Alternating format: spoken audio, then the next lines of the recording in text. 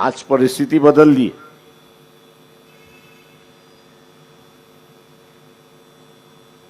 काँग्रेसमधले काही जण उघड उघड बीजेपीशी समझोता करतायत. मुस्लिम संघटन असणारं MIM हे सुद्धा बीजेपी बरोबर जाऊन त्या ठिकाणी समझोता करतायत. त्यांच्या काय मजबुऱ्या असतील मी त्याच्यावरती जात नाही.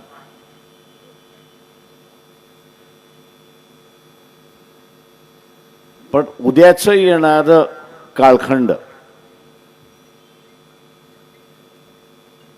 हा आपल्यासमोर उघड्या डोळ्याने आपण पाहतो. हे नुसतं एकाच ठिकाणचं असेल तरी आपण लक्षात घेतलं पाहिजे की चुलीवरती शिजत ठेवणारा भात हा आपण हात घालत नाही आणि बघत नाही की शिजलाय. आपण एक दोन दाणे घेतो, नरम झालाय का त्याच्यावरनं आपण ठरवतो की भात शिजलाय की न शिजलाय. तसं राजकारणामधलं सुद्धा हे काही संकेत आहेत.